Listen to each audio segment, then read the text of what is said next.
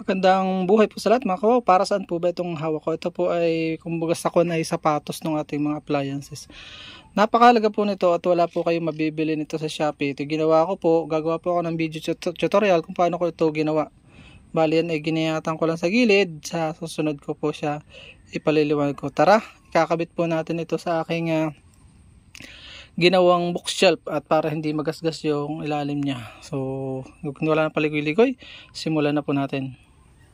Bale po ito mga kaw, ilalagyan ko lang pako sa magkabilang tabi. Pwede dito, pwede. Kaya ganyan po yung kanyang yung kanyang ginawa ko po ng spike para sa ilalim hindi siya gagalaw. Bale nalaglag na nga yung aking kakabitan. Kaya kailangan ng kabit. Nalaglag na. So bale didos yung gagamitin ko para sigo lang.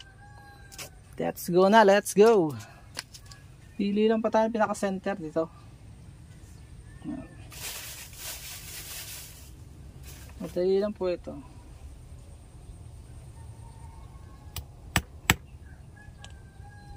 Ay. Pili tayo ng makapalang ganito. Yung ulo. Pinaka-ulo. I love you. Oh. Ayan o, baon na siya. Para madali na po siyang ibaon. Para sukat na siya. Napasobra yata ang baon.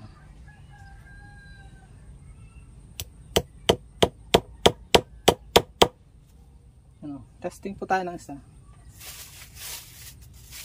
Okay, testing muna po ako ng isa para susubukan ko. Mamaya ko ulit ito lalagyan. I-testing ko po itong kailangan ko na kasing dalhin po ito sa office.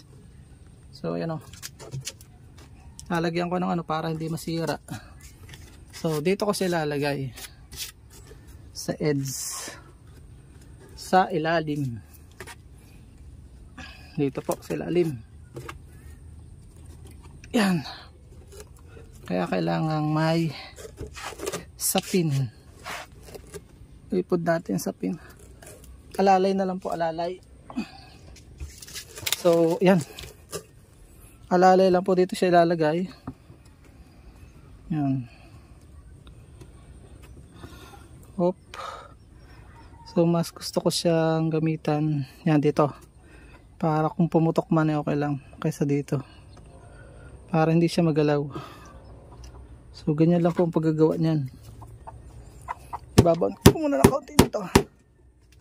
Tapos dito sa kabila.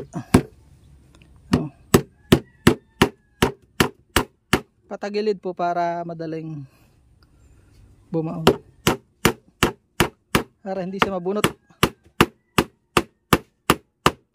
Ibaw natin para hindi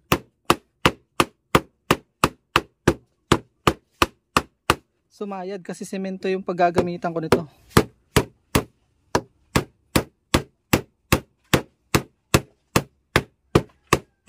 O, kita nyo? Ha! Parang may sapatos, di po ba? Hindi na siya magagasgas ito. Pagka nagbabalde doon sa office, hindi na rin siya magagalaw. Sana lang hindi nasira yung isa. So, hope. Tatayo ko muna. And then, gagawa pa po ako ng another, ito. Gawa pa po ulit ako ng nakapako na. Naka-ready. So, yan o. Dito tayo sa center na center. Pipiliin ko lang parang dito.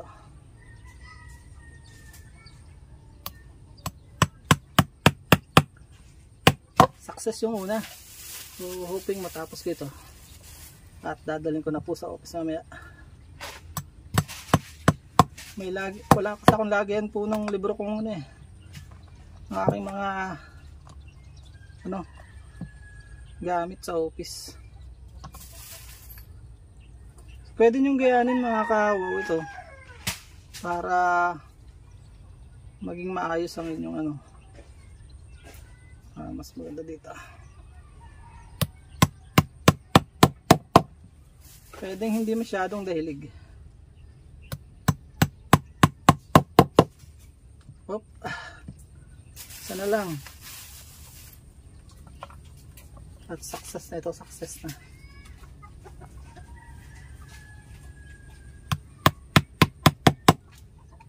Oops. Ay, ayos. Tanggal mo na ito. Balik tayo dito sa kabila. So, yan o. Ayan. Balik po tayo. Alalay lang, alalay. So, dito. Dali lang po. So, yan. Balik tayo. Ito yung kanina nagasgas agad o. Ito nyo. So, napakahalaga ng mayroong ganito. So, dito ko po muli ito. So, yan o. Dito tayo. Oops.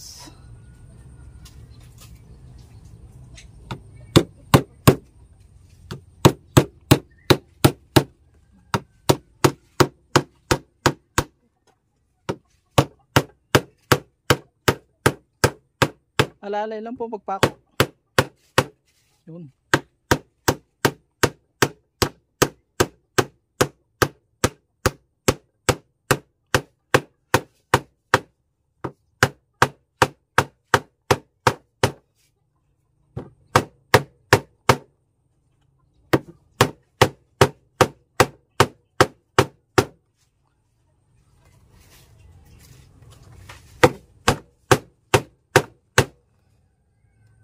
Ayos.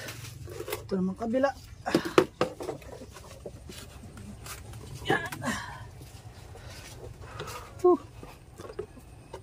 Ayos na.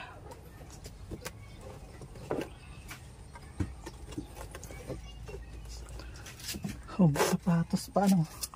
Social naman na aking ano. Box shop, di sapatos pa. Hindi ko lang tawag po dito pero ito po ay sapatos, takong.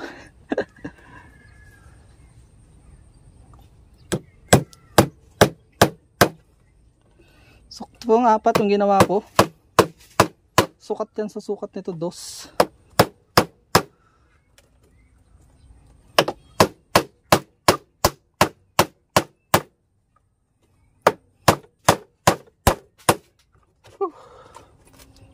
Isa na lang.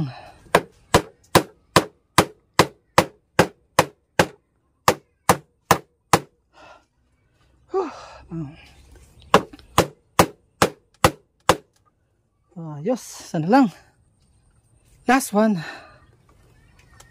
Last one, dito na lang po. Sa dulo.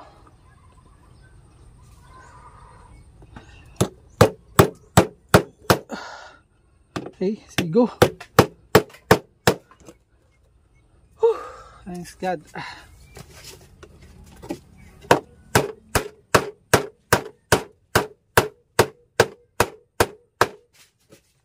Yes.